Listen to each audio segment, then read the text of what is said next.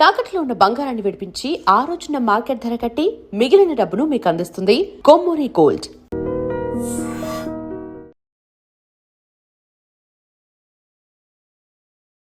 నమస్తే, నేను Kavitha. Welcome to iDream news and నిజాలు.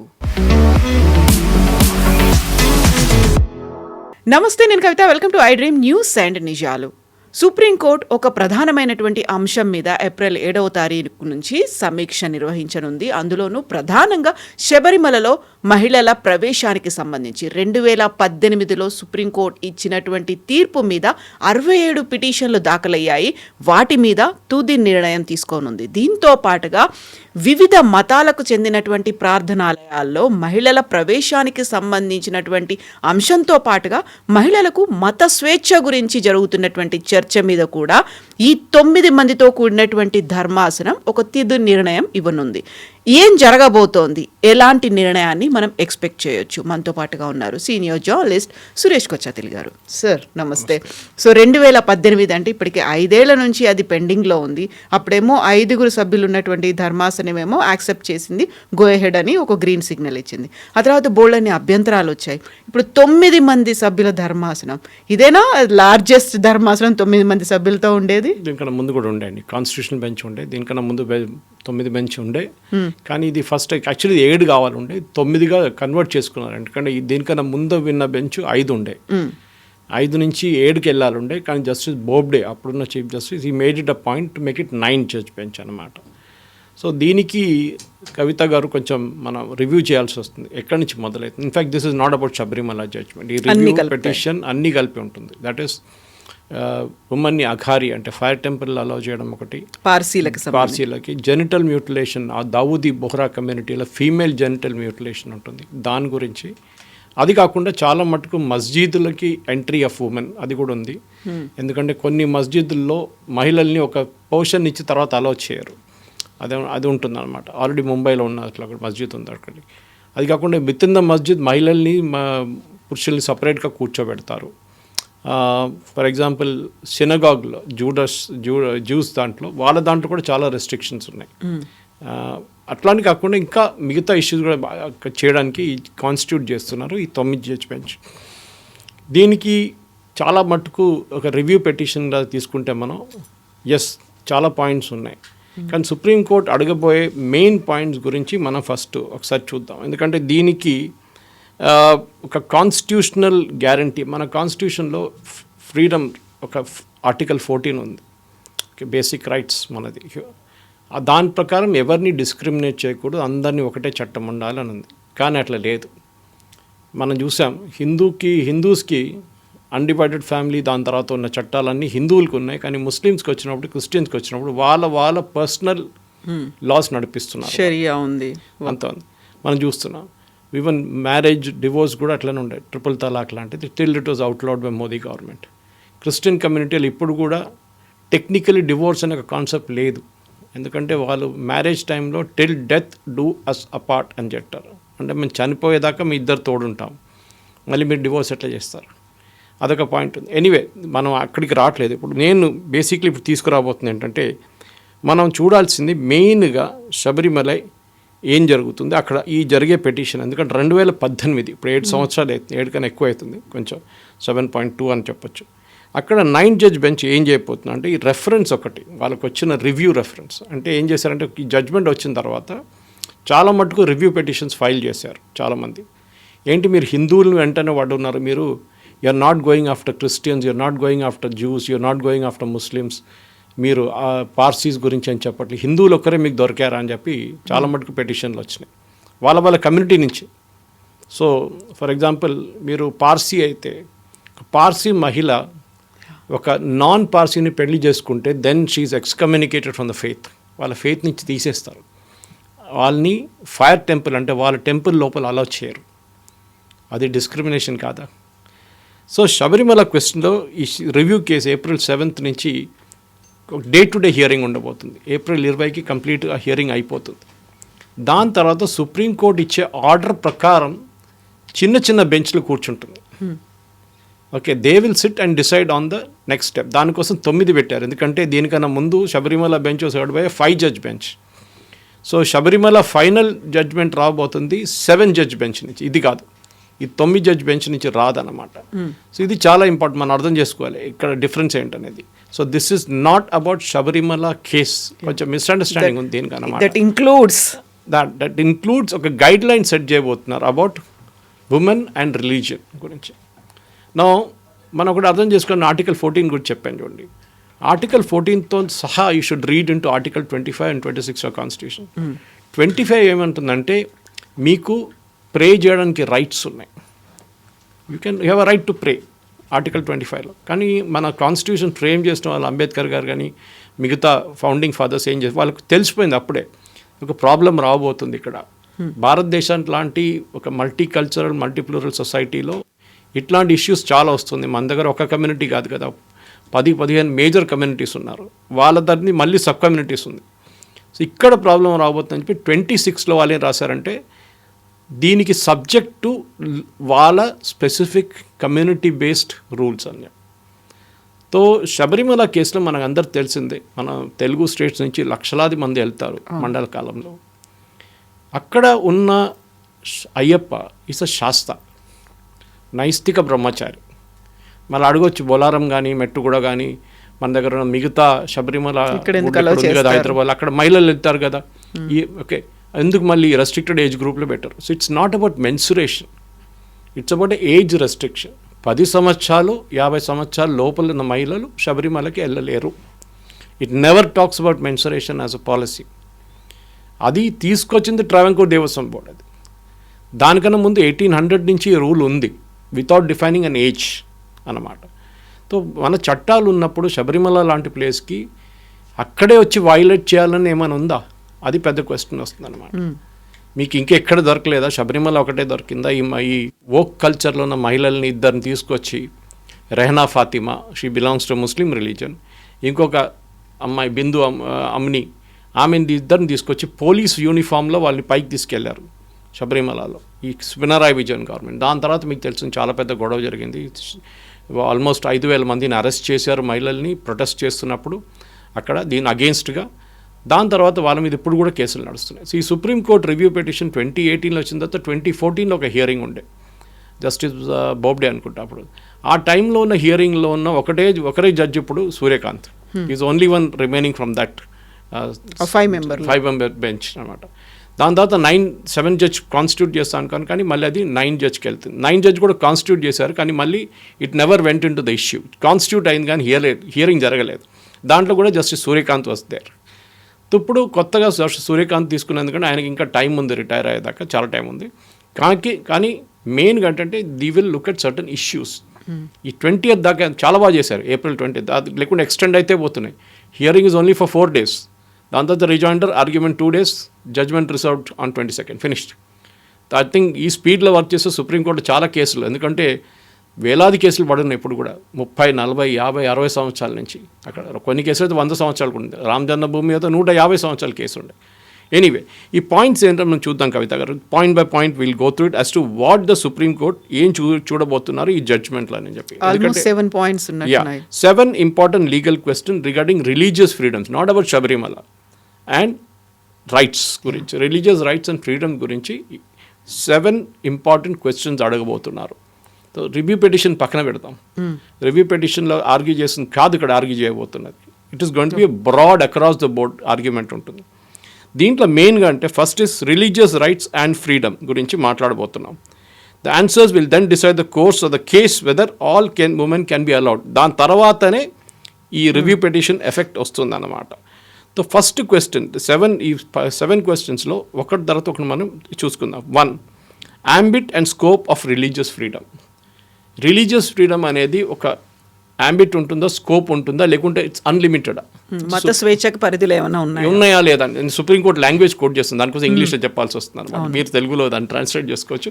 సో ఇది అడుగుతున్న ప్రశ్నకి, ఎందుకంటే ఒక లాకి లిమిటెడ్ లయబిలిటీ ఉంటుందా, అన్లిమిటెడ్ ఉంటుందా, ambit ఏముందా, అంతే స్కోప్ ఏముంది, ఇది ఫస్ట్ క్వశ్చన్ అనమాట.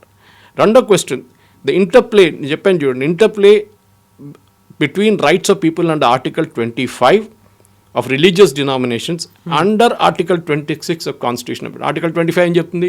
You have a right to ప్రే, మీకు ప్రార్థించడానికి మీకు రైట్ ఉంది. అది మీకు క్రిస్టియన్ ఉండొచ్చు, ముస్లిం ఉండొచ్చు, హిందూ ఉండొచ్చు, పార్సీ ఉండొచ్చు, జైన్ ఉండొచ్చు, ఎవరైనా ఉండొచ్చు.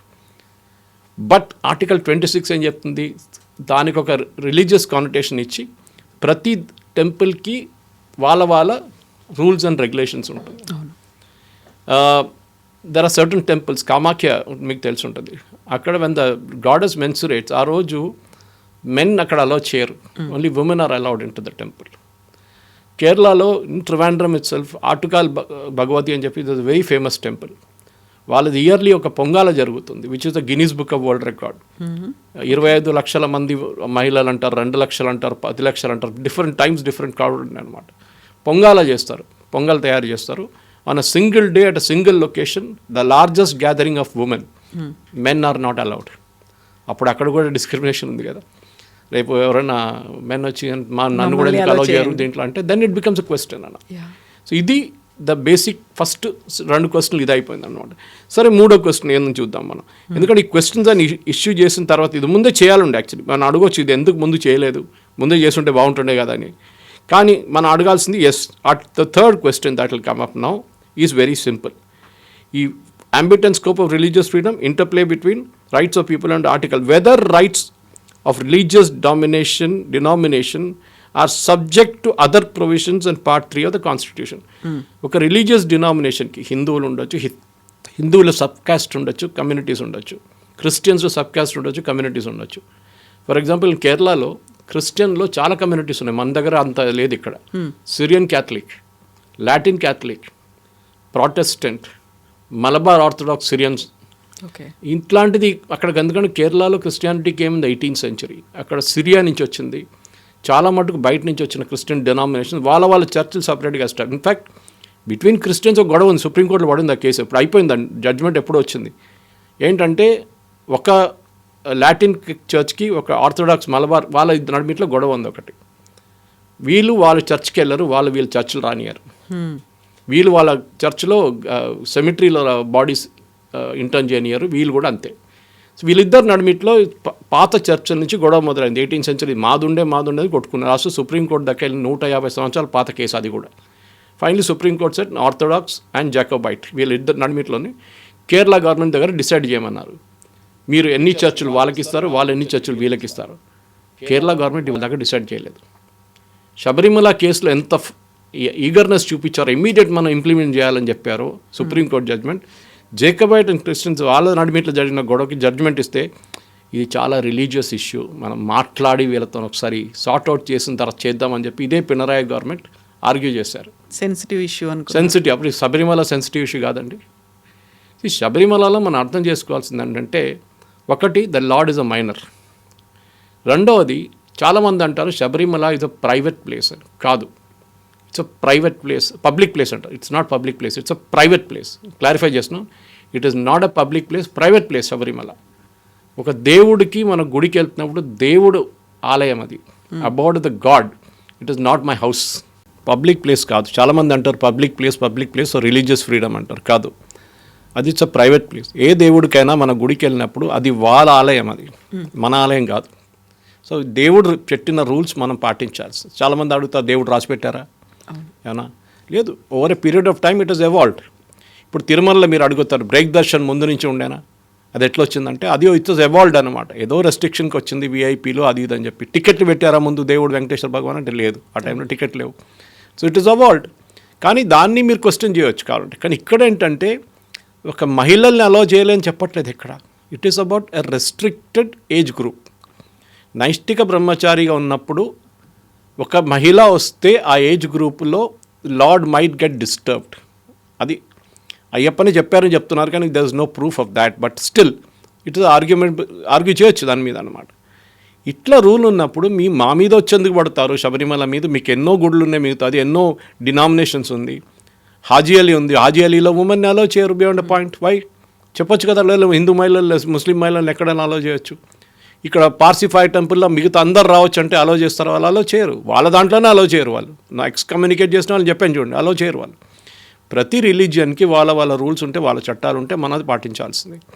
కాదు నేను వెళ్ళి రేపు మాస్క్లో భజన చేస్తారంటే అలో చేస్తారు వాళ్ళు, మస్జిద్లో చేయరు వాళ్ళు. వాళ్ళకి రిలీజియస్ అథారిటీ ఉంది, వాళ్ళకి రిలీజియస్ ఫ్రీడమ్ ఉంది. లేదు రేపు మనం చర్చ్లో ఫర్ ఎగ్జాంపుల్ మిగతా డినామినేషన్ క్యాథలిక్లో విమెన్ ప్రీస్ట్ని అలో చేయరు, ప్రొటెస్టెంట్లో అలో చేస్తారు చాలా మటు. లేదు అక్కడ కూడా నాకు మహిళ కావాలంటే ఏం చేస్తారు మళ్ళీ?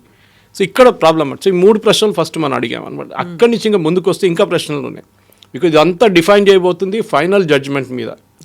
సో రిలీజియస్ డినామినేషన్ గురించి మాట్లాడాం. 3వ ప్రశ్న అదండి. 4వ ప్రశ్న, ఈ scope and extent of article 25 and 26 is includes constitutional morality అని అడుగుతున్నారనమాట.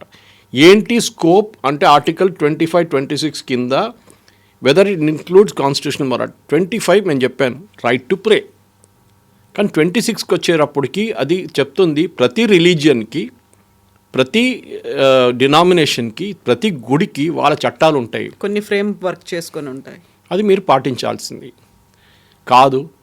ఇప్పుడు వాళ్ళ పొద్దున కూడా నేను కొన్ని డిబేట్స్ వింటూనే వస్తున్నాను, దాంట్లో కొంతమంది వోక్ ఉన్నారు, వాళ్ళు అంటున్నారు లేదు దిస్ ఇస్ ఎక్కడ చెప్పారా, అయ్యప్ప చెప్పారా, ఇక్కడ రాసి పెట్టారా? అరే అన్ని చట్టాలు రాసి పెట్టలేదు, ఎక్కడో డిక్టేట్ చేసి ఉంటుంది, అది ఇట్లా పాటించాలి. ఫర్ ఎగ్జాంపుల్ శబరిమల పక్కన పెడితే కేరళలో lord Parashurama setup almost all the temples. Gokarna నుంచి పరశు వేస్తేనే కేరళ వాజ్ ఫార్మ్డ్ అంట, దానికి his name is Parashurama. So ఆ దాంట్లో 108 గుళ్ళు కట్టారు, 54 దేవీ క్షేత్రాలు, 54 శివక్షేత్రాలు. ప్రతిదానికి lord Parashurama suppose to have return అనమాట, చట్టాలు రాసి పెట్టారంటే ఇట్లా చేయాలి పూజలని. ఇప్పుడు కూడా అట్లానే పాటిస్తారు. అది ఎవరన్నా వచ్చి దాన్ని కూడా అడగొచ్చు కదా, ఎవరు చెప్పారు ఇట్లా అని చెప్పేసి. సో ప్రతి గుడికి ఒక రెస్ట్రిక్షన్ ఉంటుంది. యూజువల్లీ మన 41 రోజు వ్రతం తీసుకున్నప్పుడు మన కళ్ళు తాగరు, నాన్ వెజ్ తినరు, they abstain from sex, everything rules ఉంటుంది. హీఈస్ సాక్రిఫైసింగ్ అన్నమాట మొత్తం. అంత పాటించిన మనిషి అక్కడ వెళ్ళినప్పుడు తత్వమసి అని రాసి ఉంటుంది, దట్ యూ ఈజ్ మీ, నువ్వే నేను ఒకడే మనం. That is a religious part of it. ఎక్కడ మీరు మిగతా గుళ్ళకి అంతా మీరు అట్లనే వెళ్తారు, కానీ శబరిమలకి వెళ్ళేటప్పుడు you take a lot of effort. అక్కడ వచ్చి మీరు ఈ మహిళల్ని అలౌ చేస్తారంటే మళ్ళీ then it becomes a question of religious freedom. హిందువులు ఒకరే దొరికారా, అది మళ్ళీ అదే క్వశ్చన్ వస్తుంది. సో సుప్రీంకోర్టు ఇది అడుగుతున్నారు అనమాట. సో ఈ ఆర్టికల్ 25, 26 కూడా చాలా క్లియర్గా అడుగుతున్నారు, whether religious denominations enjoy fundamental rights. Religious denomination ఇప్పుడు ఏం చెప్పారంటే శబరిమల జడ్జ్మెంట్లో Ayyappa devotees are not a separate religious denomination. ఎందుకంటే దీంట్లో ముస్లిమ్స్ వస్తారు, శబరిమల క్రిస్టియన్స్ కూడా వస్తారు, చాలామంది హిందువులు కూడా వస్తారు, చాలామంది. సపరేట్ డినామినేషన్ కాదు మీరు, లైక్ దావుదీ బోహరాస్ వాళ్ళంటే మీకు సపరేట్ డినామినేషన్ కాదు. సో మీకు చట్టాలు ఎవరికి వస్తే ఆ చట్టాలు మొత్తం మీరు కూడా పాటించాలి. అది ఎట్లా అవుతుందండి? Meaning of expression of section of Hindus under article 25(2)B. Section of Hindus అని చెప్పి ఒక చట్టం ఆర్టికల్ 25(2) దాన్ని కూడా ఎగ్జామిన్ చేయబోతున్నారు. 7వ ప్రశ్న, లాస్ట్ ప్రశ్న, whether a person not belonging to religious group can question practice of that religious group for filing PIL. చాలామంది చేస్తారు. క్రిస్టియన్ ఒకరు ఆయన వచ్చి ఈ హిందూ గుడిలో ఇట్లా చేస్తున్నారని చెప్పి పెటిషన్ వేస్తాడు. ఒక హిందూ వెళ్ళి ముస్లిం అక్కడ ఇట్లా నడుస్తుంది ఎందుకని పెటిషన్ వేస్తారు. వెదర్ వాళ్ళ రిలీజియన్ నుంచి ఎవరైనా వేస్తే దేస్ అ లాజిక్ బిహైండ్. ఇప్పుడు దావూదీ బోరాస్ ఉంటారు, వాళ్ళ వ్యతిరేకంగా కేసు ఎప్పుడు వేయరు వాళ్ళు. ఉండొచ్చు, ఎక్సెప్షన్స్ ఉండొచ్చు. కానీ ఆ దావూదీ బోరాస్లో ఇప్పుడు ఈ పెటిషన్ పర్టికులర్ జెనిటల్ మ్యూటిలేషన్ గురించి చేశారు. అది ఎవరు వేశారు? ఎవరో వచ్చి PIL ఫైల్ చేస్తే అయిపోతుందా? సో ఆ రోజు చేసిన ఆ రూలింగ్లో కొన్ని లోపాలు చాలా ఉన్నాయి. ఎందుకంటే they didn't understand what Sabarimala was all about. వాళ్ళ లాజిక్ ఏంటంటే శబరిమలలో ఒక మహిళల్ని రెస్ట్రిక్ట్ చేస్తున్నారు, ఫండమెంటల్ రైట్స్ని రెస్ట్రిక్ట్ చేస్తున్నారు మహిళల్ని. That is gender discrimination. No gender discrimination శబరిమలలో it is all about a particular denomination. అది ఏజ్ రెస్ట్రిక్షన్ పెట్టారంతే. ఏది 10 నుంచి 50 సంవత్సరాలు అంతే. దానికోసం చాలామంది మహిళలు వెళ్తారు. Malikappuram Amma Devi is there in that, there is a temple for that. Lord Vavar is there, Muslim అక్కడే. సో ఇట్లాంటి చాలామంది శబరిమలలో ఉంది. కానీ మీరు ఈ 2 మహిళల్ని తీసుకెళ్ళి ఆ టెంపుల్ని డిఫైల్ చేయడానికి ట్రై చేసిన CPM వాళ్ళు అప్పుడు. కానీ దాని తర్వాత నెక్స్ట్ ఎలక్షన్లో 2019లో ఉన్న సీట్లు అన్నీ ఓడిపోయారు. ఒక సీటే గెలిచారు అంతే. కేరళలో 20 సీట్లు 19 ఓడిపోయారు. హిందువులు వచ్చిన కోపం వాళ్ళు వేసేశారు ఓట్లు వెళ్ళి. ఈసారి కూడా అదే చేయబోతున్నారని ఒక ప్రశ్న వేస్తే నిన్న లా మినిస్టర్ రాజీవ్ ఏమన్నారంటే అది మనం చూడాలి, we're not really sure, we will have to examine whether it will all happen or not. But వాళ్ళు దే ఆర్ నాట్ రెడీ కదా, యాక్సెప్ట్ చేయట్లేదు ఈ సమీక్ష కోసం. కేరళ గవర్నమెంట్ ఇంకొక నిర్ణయం ఏం తీసుకోలేదు ఎస్ ఆర్ నో చెప్పడానికి. వాళ్ళు అంటున్నారు ఏప్రిల్ దాకా టైం ఉంది కదా అంటున్నారు. ఏప్రిల్లో వచ్చినప్పుడు చూద్దాం, ఎందుకంటే ఎలక్షన్ రాబోతుంది ఇప్పుడు. ఎలక్షన్లో this will be a very emotive issue. ఆ రోజు ఫైల్ చేసిన కేసులు ఇప్పుడు కూడా నడుస్తున్నాయి. ఫర్ ఎగ్జాంపుల్ రాహుల్ ఈశ్వర్ మీకు ఎప్పుడు టీవీలో కనిపిస్తుంది, ఈ was speaking about that. In fact he is a part of the Tantris family. కానీ వాళ్ళ దాంట్లో మా నాయర్ మేనన్ కమ్యూనిటీ అలా కాకుండా వాళ్ళ దాంట్లో నాన్నగారి వైపు నుంచి వారసత్వం ఉంటుంది. దానికోసం he is not a priest in Sabarimala. Rahul Eashwar's mother is a part of the royal family, that family Tantris family అన్నమాట. రాహుల్ ఈశ్వర్ కూడా ఇదే చెప్తున్నారనమాట, మేము మా రిలీజియస్ ఫ్రీడమ్ని ప్రొటెక్ట్ చేసుకుంటున్నాం, మాకు ఒక బిలీఫ్ ఉంది that this is not allowed. నైష్టిక బ్రహ్మచారి నేను చెప్పాను చూడండి, ఇంటికి వెళ్ళినప్పుడు కూడా మన కొంతమంది ఇంటికి వెళ్ళినప్పుడు పూజా రూమ్ ఉంటుంది. నేను ఇట్లానే పూజ చేస్తానంటే మీరు ఇంకొకరు ఇంటికి వెళ్ళారు, వాళ్ళ చట్టాలు మీరు పాటించాల్సింది. వాళ్ళు షూస్ వేసుకొని ఇంటి లోపల వెళ్ళకూడదంటే అదే రూల్ అనమాట. లేదు నేను వేసుకొని వెళ్తానంటే ఎట్లయితుంది అది? So it is private residence. Lord Ayyappa అది ప్రైవేట్ ప్లేస్ని ఎక్కడ మహిళల్ని రావద్దని చెప్పట్లేదు. It's a restricted age group. ఎందుకంటే ఇదే సేమ్ లాజిక్, ఒక్కటే గుడి ఉంది ఇట్లాంటిది, where he is a Sastha, where is a naishtika Brahmachari.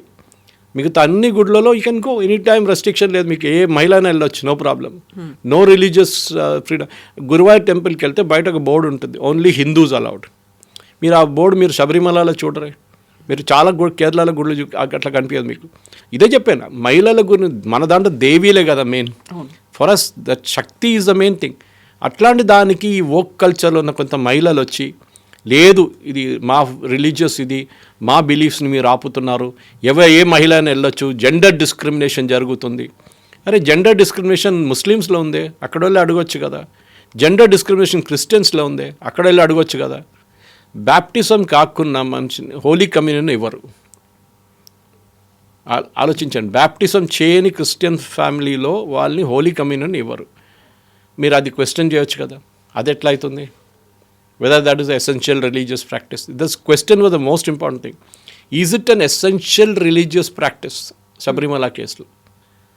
So దాన్ని సుప్రీంకోర్టు అప్పుడు ఇచ్చిన 2018 ఇచ్చిన judgement was totally wrong. In fact ఆ జడ్జ్మెంట్లో 4:1 జడ్జ్మెంట్లో డిసెంటింగ్ జడ్జ్మెంట్ ఇచ్చింది ఒక మహిళ, జస్టిస్ ఇందు మల్హోత్రా.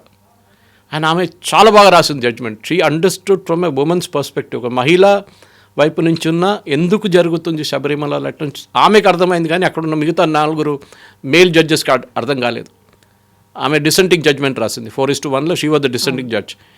ఆ జడ్జ్మెంట్ చదవాల్సింది మీరు. Very pointed she wrote.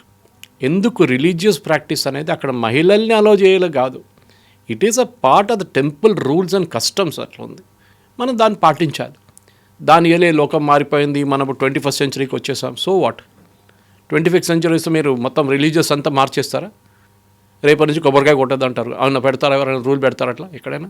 No, it is not possible. చట్టాలు ఉన్నాయి, మీకు నచ్చకపోతే మీరు వెళ్ళొద్దు అంతే. అక్కడికి మిమ్మల్ని ఎవరు పిలుచుకెళ్ళారు? ఎవరిని బొట్టుపెట్టి తీసుకెళ్లారు? మిమ్మల్ని తీసుకెళ్ళలేదు కదా.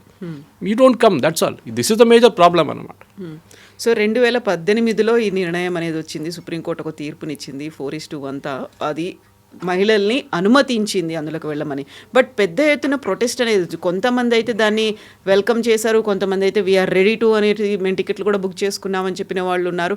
బట్ అంత పెద్ద ఎత్తున ప్రొటెస్ట్ వచ్చిన తర్వాత మళ్ళీ అది ఆగడానికి ఇంతకాలం ఎందుకు తీసుకుని 2019లో మళ్ళీ ఒక కమిటీని ఫామ్ చేశారు, అది కూడా అలాగే ప్రొలాంగ్ అయిపోయింది, ఇంత గ్యాప్ వచ్చింది, మళ్ళీ ఇప్పుడు రాబోతోంది అనుకుంటే తుది నిర్ణయం అనేది 15 రోజుల్లో తీసుకుంటారంటారా?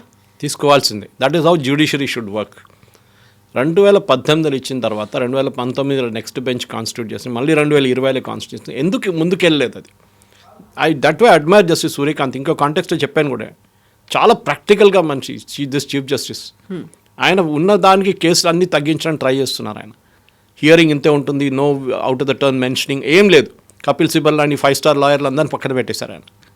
ఈ కేసులో కూడా చాలా క్లియర్గా 2 రోజులు ఆర్గ్యుమెంట్ ఉంటుంది, 2 రోజులు అక్కడ ఆర్గ్యుమెంట్ ఉంటుంది, 2 రోజుల తర్వాత రిజాయిండర్ ఫైల్ చేయొచ్చు.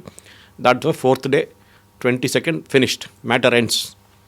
కానీ దాని తర్వాత రావాల్సిన జడ్జ్మెంట్ చాలా ఇంపార్టెంట్ ఉంటుంది శబరిమల కేసులో. కానీ ఒక్కసారి ఒక నిర్ణయం, ఈ 7 క్వశ్చన్ల మీద ఒక నిర్ణయం తీసుకున్న తర్వాత ప్రతి కోర్టు దేశంలో, ఎందుకంటే 9 కన్నా మళ్ళీ 11 పెట్టాల్సి వస్తుంది, మళ్ళీ అది జరగకూడదు. 9లో ఆగిపోతా అనుకుంటుంది. దాని తర్వాత ఎవడో రివ్యూ పిటిషన్ వేస్తే తెలియదు. యూజువల్లీ రివ్యూ పిటిషన్స్ ఓపెన్ కోర్టులో వినరు. రివ్యూ పిటిషన్స్ అన్నీ ప్రైవేట్ చేంబర్స్లో వింటారు, జడ్జ్ చేంబర్స్లో. కానీ బికాజ్ ఇది ఇంత పెద్ద కాన్స్టిట్యూషనల్ క్వశ్చన్ వచ్చిందని కాన్స్టిట్యూషనల్ బెంచ్ని కూర్చోబెడుతున్నారు. 2018లో హియరింగ్ జరిగేటప్పుడు నేను సుప్రీంకోర్టులో ఉన్నాను. ఆ రోజు ఒకరోజు నా కేసు ఒకటి ఉండే, మీకు గుర్తుంది, కేరళలో నా మీద నన్ను చంపేస్తారని చెప్పి కమ్యూనిస్ట్ వాళ్ళు, జిహాదీ వాళ్ళు థ్రెటన్ చేస్తే నేను కేరళ నుంచి అప్పుడు నేను బ్యాంకాక్ నుంచి కేరళకు వచ్చాను. కేరళ నుంచి I went to Delhi flight తీసుకొని నా హియరింగ్ జరిగిన జస్టిస్ మిశ్రా అండ్ జస్టిస్ ఆ టైంలో he was hearing this main petition constitutional బెంచ్లో. సో ఆ కాన్స్టిట్యూషనల్ బెంచే అప్పుడు డిసైడ్ చేశారు 2018లో. ఇప్పుడు మనం 2026లో ఉన్నాం. ఎందుకు ఇన్ని రోజులు తీసుకున్నా అంటే తారీఖ్ పే తారీఖ్ మన జ్యుడిషియల్ సిస్టమ్ అట్లా ఉంటుంది అన్నమాట. అట్లీస్ట్ ఎప్పుడైనా వచ్చింది అని ఇప్పుడు కూడా ఏదో మనం చూద్దాం, మొదలు పెడదాం, తర్వాత ఎప్పుడు హియరింగ్ కన్క్లూడ్ అవుతుందో చూద్దాం కాదు. కరెక్ట్గా చెప్పారు, 4 రోజులు hearing, argument, counter argument finished. దాని తర్వాత రిజాయిండర్స్ ఫైల్ చేయడం, దాని తర్వాత 4 days later it be 22nd over కథ. చూద్దాం ఏం జరుగుతుందని కవిత గారు. కానీ ఇది మహిళల రైట్స్ గురించో లేకుంటే వాళ్ళ రిలీజియస్ ఫ్రీడమ్స్ గురించో కాదు. ఇది ఒకటే ప్రశ్న ఏంటంటే, ఒక దేవుడికి ఆ దేవుడు రాసి పెట్టిన చట్టమో లేకుంటే రాయలేదనుకోండి, వాళ్ళ ఫ్యామిలీ చెప్పిందో ఏదైనా ఉండొచ్చు. చాలా గుడులు ఉన్నాయి మన దగ్గర, ఆంధ్ర వైపు తెలంగాణ వైపు చూసుకుంటే many temples are there with certain very unique characteristics. లేదు నేను అదంతా పాటించను, నా రూల్ ఇది అని చెప్పి వెళ్తే sorry, you are going to their house, you are going to the lord's house. దేవుడు ఇంటికి వెళ్తున్నావు, అక్కడ ఉన్న చట్టాలు పాలించాల్సిందే, ఇది rule. So not only Sabarimala కాదు, మిగతా అన్ని కమ్యూనిటీ కూడా ఉన్నాయి కదా. చూడండి ఇప్పుడు చూడండి తమాషా ఉంది, పార్సీ కమ్యూనిటీ అనేది ఉంది, ముస్లింలకు సంబంధించి ప్రతిదీ ఉంది. వాళ్ళ దగ్గర నుంచి ఎలా వస్తుంది, అందరిది కలిపి ఒక క్యుములేటివ్గా ఇస్తారా? జడ్జిమెంట్ అనేది ఎలా ఉంటుంది? ఇది క్యూములేటివ్ జడ్జ్మెంట్ కాదు, ఇది గైడ్ లైన్స్ ఇష్యూ చేస్తారు. ఈ 7 ప్రశ్నల మీద గైడ్ లైన్స్ ఇష్యూ చేస్తారు. ఆ గైడ్ లైన్స్ ఇంటర్ప్రెట్ చేయాల్సింది చిన్న చిన్న benches, 5 judge bench, 7 judge bench, 3 judge bench ఉంటుంది ప్రతి కేసుకి. దావూదీ బోహ్రా సపరేట్గా ఉంటుంది, పార్సీస్ అఘారీ సపరేట్గా ఉంటుంది, ఈ హిందూ జడ్జ్మెంట్స్లో కూడా ఉంటుంది. అది సపరేట్గా స్పెసిఫిక్ బెంచెస్ వింటారన్నమాట. దాని తర్వాత వాళ్ళు ఈ గైడ్లైన్స్ మీద ఇప్పుడు they will give out the judgements. అది బహుశా నెక్స్ట్ ఇయర్ దాకా కూడా నడవచ్చు అది. కానీ ఇమ్మీడియట్గా this will be sorted out with 9 judge bench అనమాట. ఈ 7 ప్రశ్నలకి జవాబులు. Thank you so much sir. Thank you. నిజంగా ప్రస్తుతం ఉన్నటువంటి సమాజం దేనికి ప్రయారిటీ ఇస్తుంది? ఆర్థిక సంబంధాల చుట్టూ మాత్రమే తిరుగుతోంది. మళ్ళీ ఎన్నికలంగానే చాలా విరక్తి కలుగుతున్నాం. మంచి అనిపిస్తుంది కదా, లేడీస్ కూడా ఛాలెంజింగ్ జాబ్స్ చేసినప్పుడు చాలా బాగుంటుంది.